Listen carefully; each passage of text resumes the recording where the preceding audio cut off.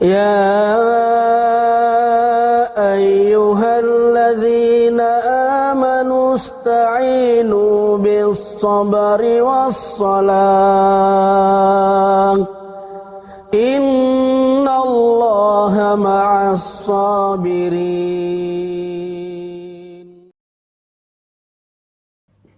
Namanya rukun salat, namanya kewajiban salat.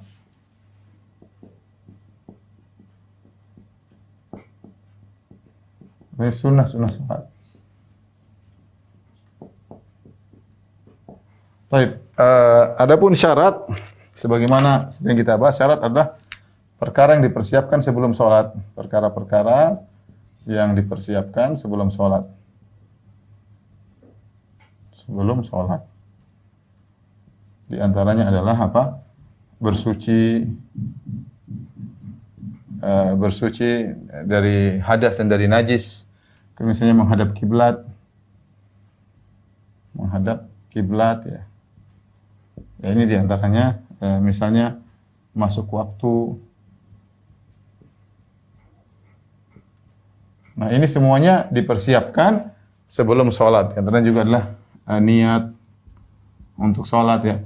Adapun rukun sholatlah perkara-perkara yang penyusun sholat. Perkara-perkara penyusun sholat. Sholat seperti misalnya berdiri, membaca Al-Fatihah, kemudian ruku, i'tidal, sujud ya dan lain-lain ya. Ini sekedar apa? Sekedar contoh. Kemudian kewajiban salat ya. Contohnya seperti takbir intiqal. Nanti dilihat kembali ya. Misalnya doa ruku, doa sujud. Kemudian tasyahud awal.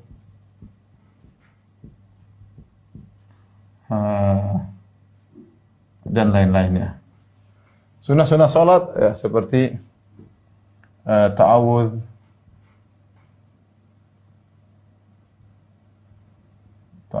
kemudian membaca surat setelah Al-Fatihah,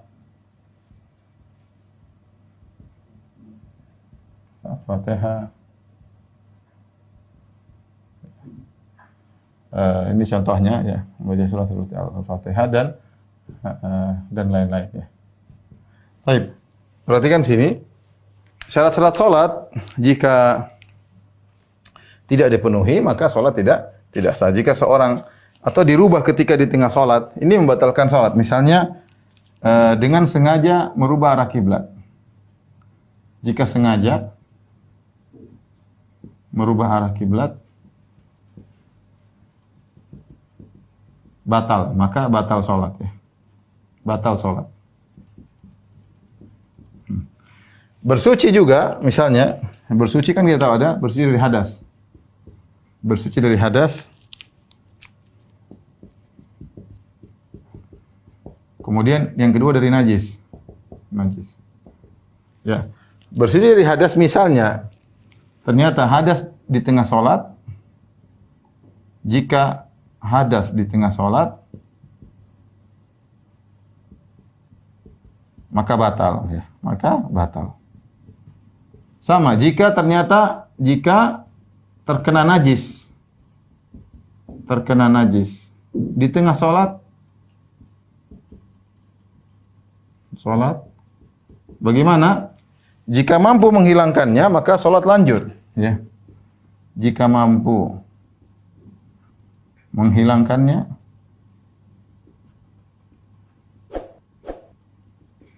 lanjut salat lanjut.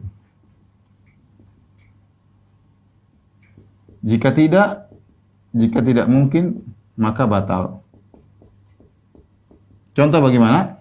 Contoh seorang ketika sedang salat tahu-tahu ada terkena misalnya anak kecil, kemudian kencingnya kena sorbannya misalnya, entah bagaimana ceritanya ya. Atau dia sedang sujud tahu-tahu terkena kotoran, terkena sorbannya, dia bisa lepas sorbannya, mungkin untuk dia lepaskan. Dia lanjut sholat. Sorbannya dia lepas, dia sholat. Sebagaimana dialami oleh Nabi SAW ketika Nabi sedang sholat, tahu-tahu sendal Nabi terkena najis atau khuf Nabi, sepatu Nabi. Maka Nabi lepas sendal, lanjutkan sholat. Lanjutkan sholat. Namun jika tidak bisa dilepaskan, misalnya ternyata berkaitan dengan bajunya, celananya, celana yang dia pakai, kalau dia lepas celananya, auratnya terbuka. Maka ketika itu batal sholatnya. Adapun kalau misalnya terkena bajunya, sementara dia pakai baju dalam, baju luarnya kena najis, dia boleh buka baju sambil sholat. Dia buka, dia lepas, dia jauhkan dari, dia sholat lanjut dengan kaos dalam, masih sah. Tapi jadi masalah kalau misalnya ternyata kena bajunya yang areal auratnya najis tersebut, maka tidak mungkin dia lepas. Ya. Kalau dia lepas maka batal sholatnya. Maka dengan demikian tidak mungkin untuk dibersihkan, maka batalnya. Sama niat ini adalah syarat sholat. Jika niat membatalkan sholat, jika niat membatalkan sholat, maka batal.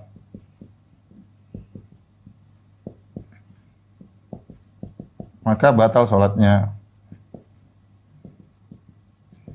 Tapi saya lupa juga, di antara syarat sholat adalah menutup aurat. Menutup aurat.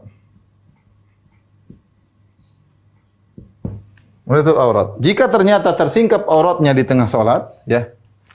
Jika tersingkap di tengah sholat, kalau hanya sedikit, jika hanya sedikit,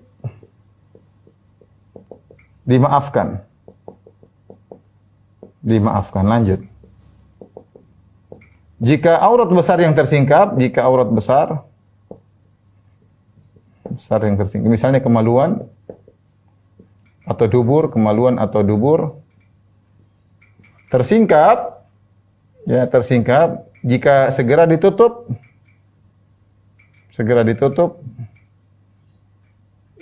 maka lanjut sholat. Jika tidak maka batal. Misalnya seorang sedang sholat, tahu-tahu ya qadarullah kena angin, sarungnya lepas. Tersingkaplah aurat besarnya atau terlingkap di duburnya, segera dia langsung ambil, dia singkap kembali, maka tidak batal sholat. Tapi kalau dia biarkan saja kemudian sholat, ya batal sholatnya. Adapun kalau terlihat sedikit, misalnya aurat sebagian ulama mengatakan misalnya terlihat sedikit rambutnya, kepalanya bagi wanita misalnya, atau terlihat sebagian betisnya sedikit, seperti itu tidak membatalkan salat karena itu sedikit dan dimaafkan. Allah alam bisawab ya. Ini contoh pembatal salat berkaitan dengan syarat salat ya. Kita bikin judul.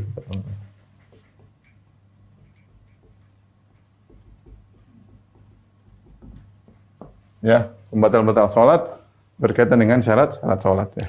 Ini contoh. Ya. Baik, yang berikutnya pembatal salat berkaitan rukun salat. Rukun salat ada berdiri, ada baca Al-Fatihah, ruku', i'tidal, sujud dan lain-lain. Jika ini semua salah satu ditinggalkan ya tanpa uzur, jika satu rukun saja ditinggalkan tanpa uzur,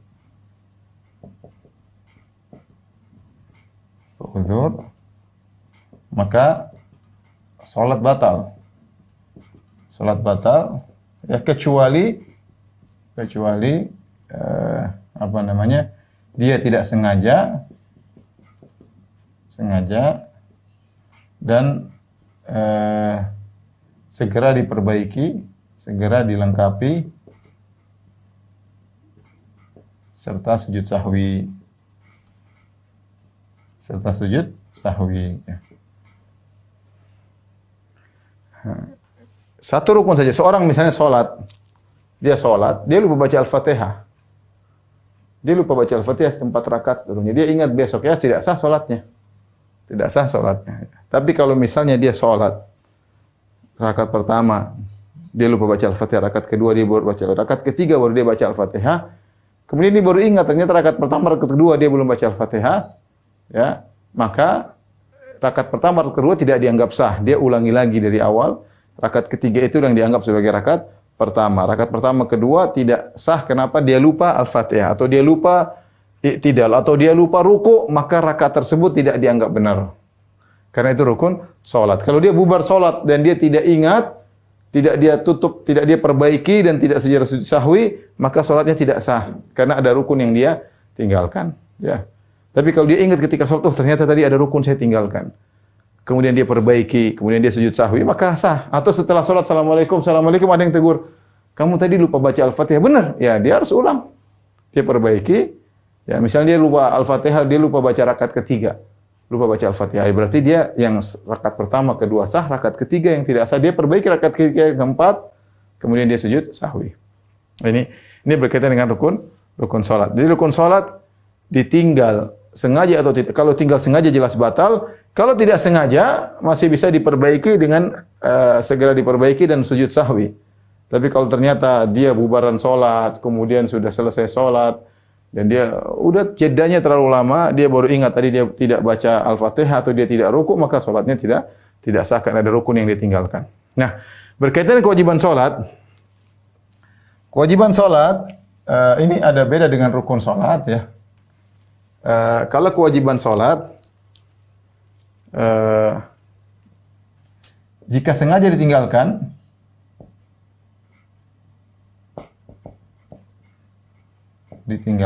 maka batal salat. Jika tidak sengaja, maka tidak perlu diulang sebagaimana rukun. Kalau rukun harus diulang sebagaimana rukun salat harus diulang. Tapi cukup dengan sujud sahwi, cukup ditambal dengan sujud sahwi.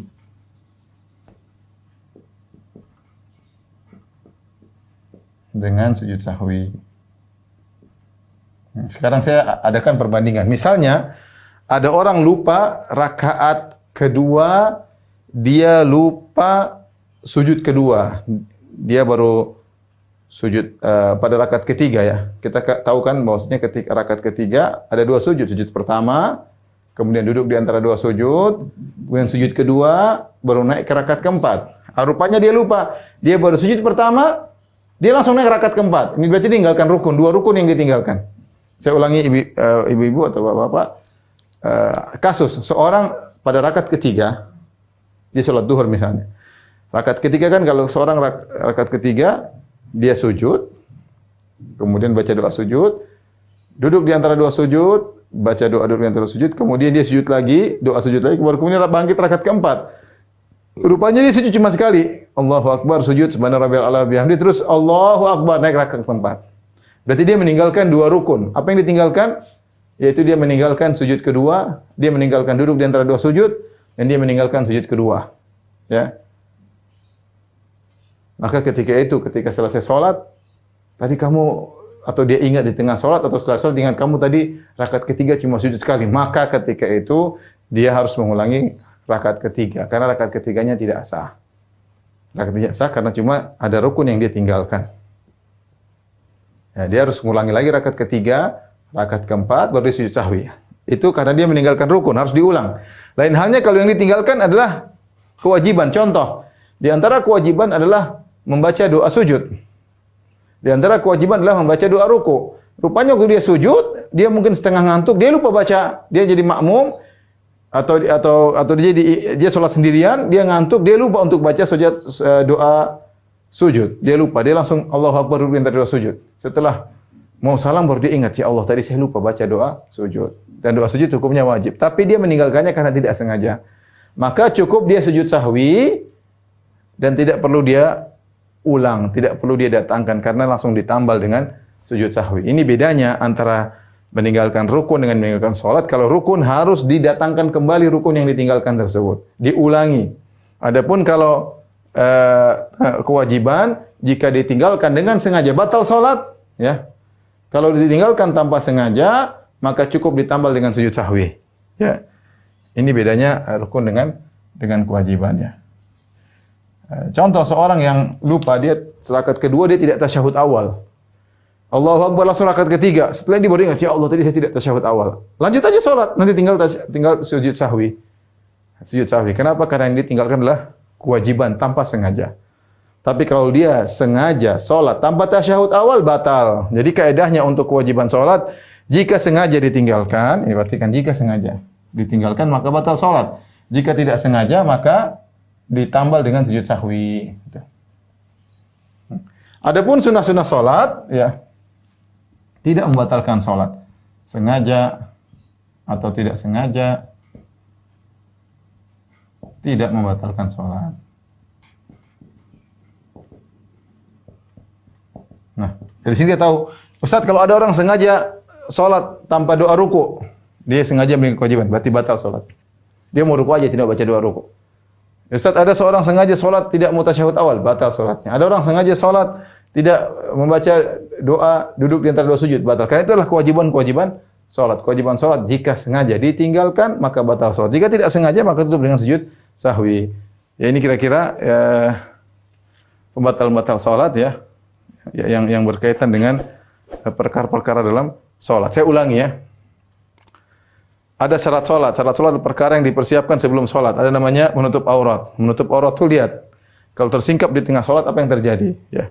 Kalau sejak awal tidak pakai sholat tidak sah. Ini dia tadinya ya, kalau sejak awal terbuka aurat, sholat tidak sah. Ini dia tutup aurat, tapi tersingkap di tengah-tengah sholat. Ketika yang tersingkap hanya sedikit yang dimaafkan, ya. Misalnya seorang wanita kemudian lehernya kelihatan sedikit. Dia sholat ternyata kelihatan lehernya. Nah, ini sedikit dianggap sedikit oleh para ulama. Tidak, dia jangan sengaja. Kalau dia ya gimana kadang mungkin jilbabnya turun atau bagaimana sehingga kelihatan sebagian lehernya, maka ini sedikit tidak membatalkan sholat. Sama kalau ternyata terlihat misalnya sebagian dari lengannya sedikit, tidak membatalkan sholat. Dilihat sebagian daripada betisnya sedikit, tidak membatalkan sholat. Ya, dalilnya tentang kisah seorang sahabat yang masih kecil yang kemudian dia jadi imam sholat, namun karena sarungnya pendek, kalau dia rukuk terkadang kelihatan sebagian bokongnya ya, dan itu tidak membatalkan sholatnya karena dia sarungnya pendek dan hanya terlihat tersingkap ketika dia sedang ruku seperti itu. Ya. Adapun kalau aurat besar, kemaluan atau dubur yang terlihat, maka jika segera ditutup tidak membatalkan sholat. Jika ternyata dibiarin saja maka membatalkan sholat. Ya. Berkaitan dengan niat seorang berniat sholat, kalau ternyata di tengah sholat dia niat membatalkan sholatnya, maka sholatnya batal. Bersuci dari hadas ya. Jika hadas di tengah sholat maka batal jelas otomatis. Tidak ada solusi, batal sholatnya. Dia kentut, dia keluar air mazi dari kemaluannya, misalnya atau seperti itu, maka itu membatalkan sholat ya. Kecuali wanita yang istihadhah. Wanita yang istihadhah perhatikan, atau yang berpenyakit untuk ini perhatikan, jika hadas di tengah sholat perhatikan. Kecuali yang beruzur karena penyakit. Kecuali yang beruzur karena penyakit. Karena penyakit. Seperti di antaranya orang yang senantiasa buang angin, salah silurih. Setiap 5 menit buang angin. Tidak apa-apa, dia sholat meskipun buang angin, dianggap sah. Karena itu penyakit dia. Contoh seperti seorang setiap 1 menit tetes ada air kencing, 5 menit tetes air kencing. Sholat aja nggak ada masalah. Contoh seperti orang pasang kateter. Itu air kencingnya keluar terus, artinya keluar di selang ada terus ya, tidak ada putusnya. Maka sama itu ada penyakitnya, maka berhadas tersebut tidak dianggap. Ya. Sama seperti wanita istihadhah, siada darahnya keluar terus, tidak berhenti. Ya. Bahkan ada sebagian sahabiat yang dia sholat sambil meletakkan semacam tempayan di bawah karena airnya menetes terus darahnya. Tidak jadi masalah, itu uzur. Itu adalah uzur ya. Jadi hadas tersebut tidak dianggap hadas karena uzur. Adapun harus bersih dari najis ya. Najis. Kalau ternyata di tengah sholat terkena najis, jika mungkin untuk dia bersihkan, maka lanjutkan sholatnya. Sebagaimana Nabi SAW ketika sholat ada najis di sepatunya atau di sendalnya, Nabi lepaskan sendal, Nabi lanjutkan sholat. Kalau jika tidak mungkin untuk dibersihkan, najis tersebut misalnya terkena celananya, kalau dia buka maka terlihat auratnya, ketika itu maka sholatnya batal karena najisnya tidak bisa dibersihkan. Menghadap kiblat, jika seorang menghadapi Allahu Akbar kemudian dia sengaja menghadap selain kiblat, ada syarat yang hilang maka dia batal sholatnya ya, seperti itu. Baik. Ada rukun salat tadi sudah kita jelaskan. Berkaitan dengan kewajiban salat, insyaallah semuanya mudah ya.